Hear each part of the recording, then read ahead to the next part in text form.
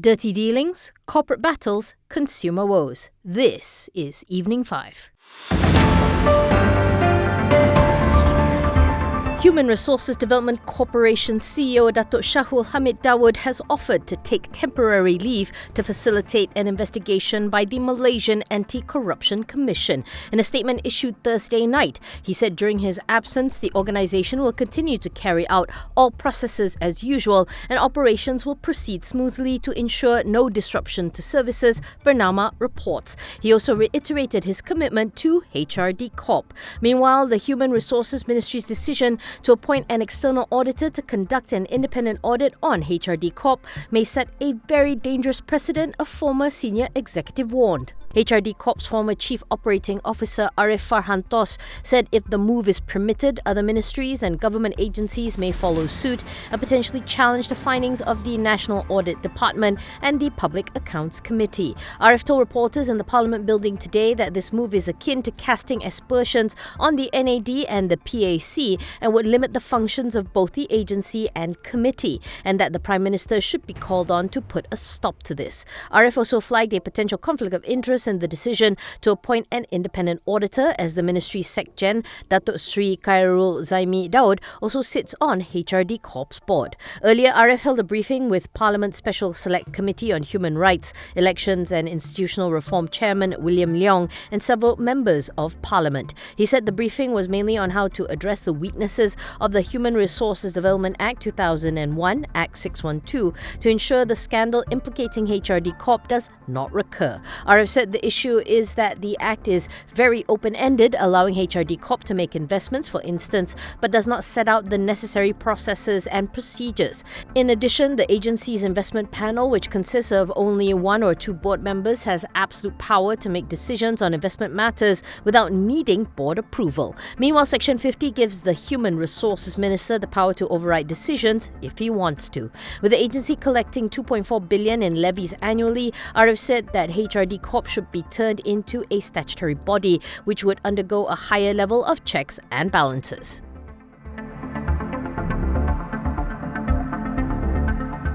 Gamuda said on Thursday that its JV with French rail engineer Alstom in Australia has secured a contract worth 1.6 billion Aussie dollars or 5 billion ringgit. The scope of works under the contract consists of the design, supply, installation, testing, commissioning and maintenance of a new automatic train control system to replace the existing signalling and train control systems in Perth's suburban rail networks. Gamuda has a 46% stake in the JV, while Alstom holds the remaining 54%. Gamuda is expected to rake in revenue of up to 737 million Aussie dollars from its involvement in the project, and the contract will last over 10 years, according to the group in a filing with Bursa Malaysia. According to Gamuda, the Metronet high-capacity signalling project will modernise Perth's train signalling system, boosting its network capacity by 40%, enhancing energy efficiency, ensuring cybersecurity, and future-proofing the system for growth, all with minimal disruption to commuters and delivering significant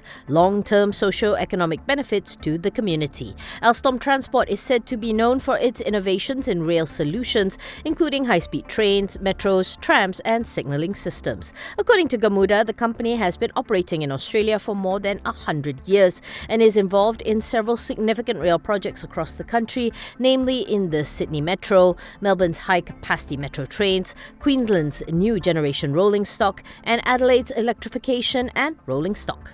Gamuda's counter rose as much as 2.9% on the news to reach an intraday high of 8 ringgit 49. Although it wasn't able to hold on to all its gains, it still managed to close 0.4% up at 8 ringgit 28, its highest closing price since its listing in 1992. Gamuda's market capitalization stood at 22.96 billion ringgit.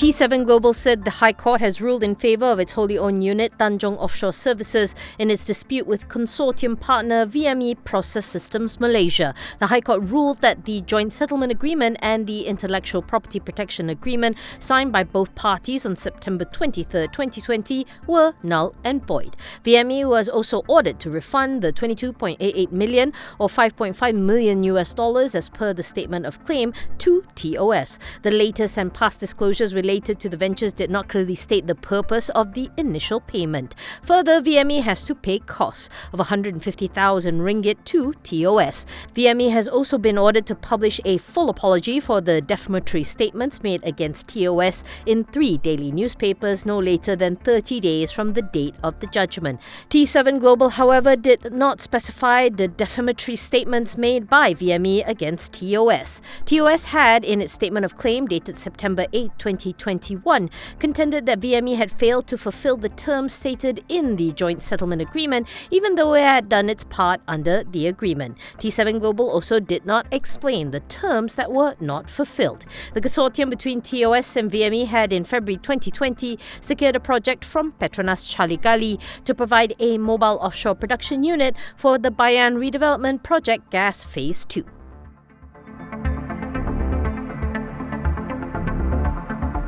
Ancom Nylex's net profit for its fourth quarter of FY 2024 grew 1.4% year-on-year to 18.44 million, while quarterly revenue increased 1.8% to 486.96 million from 478.25 million ringgit. This helped lift the group's FY 2024 net profit to a record high of 81.47 million ringgit. Ancom Nylex achieved improved revenue across all business divisions, investment holding and others, agricultural chemicals, industrial chemicals and logistics, with the only exception being its polymer division. However, in contrast, FY 2024 revenue fell 2.3% to 2 billion as compared with FY 2023's 2.04 billion ringgit. The group proposed the second interim dividend of 1 cent per share for the quarter, same as last year's. Moving forward, the company said that it will continue to be vigilant in managing risks arising from geopolitical tensions that may impact the cost of doing business, as well as continue to explore more opportunities for its business. As such, Ancom Nylex says that barring any unforeseen circumstances, it should perform satisfactorily for FY 2025.